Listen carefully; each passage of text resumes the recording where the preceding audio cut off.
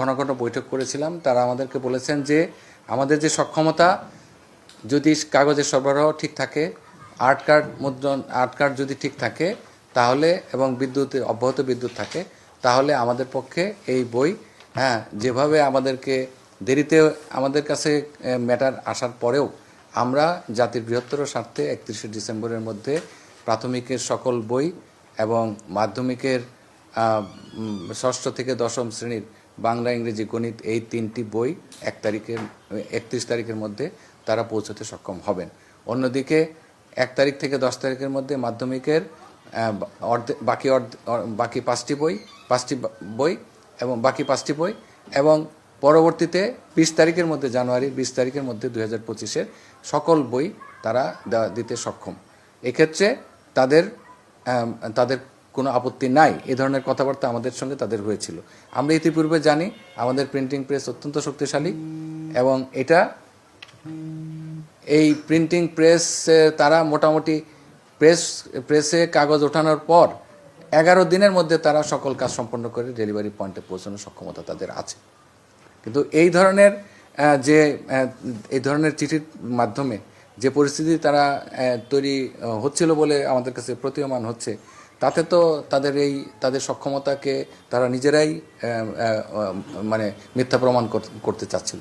উপদেষ্টা মহোদয় তাদেরকে তাদের সমস্ত সমস্যাগুলি জেনে এবং সঙ্গে সঙ্গে সেগুলো তাৎক্ষণিক সমাধান করার প্রতিশ্রুতি দিয়েছিলেন, এবং তার 24 ঘন্টা না যেতেই তিনি পরদিন শুক্রবার আমাকে সকালে ফোন করে উনি বললেন যে আমি কিন্তু তাদের কাগজের সংকট, আর্ট কার্ডের বিষয়ে আমি কিন্তু সমস্যা সমাধান করে দিয়েছি।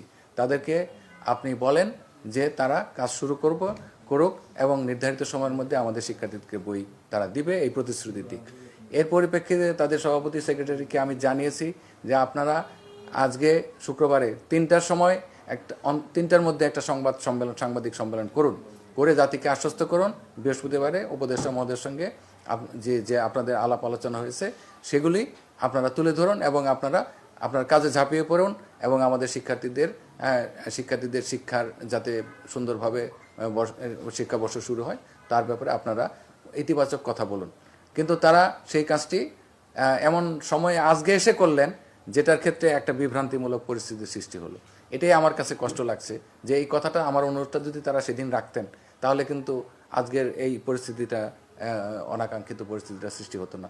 তারপরে আমি বলবো যে তারা প্রতিশ্রুতি দিয়েছেন, আমাকে বারবার বলেছেন যে আমরা এই কাজ যথাসাধ্য চেষ্টা করে আমরা উঠিয়ে দিব, এবং এক্ষেত্রে পূর্বের যে কোনো কোভিডের সময়ে তারা এই কাজ করেছেন, সুন্দরভাবে চেষ্টা করেছেন।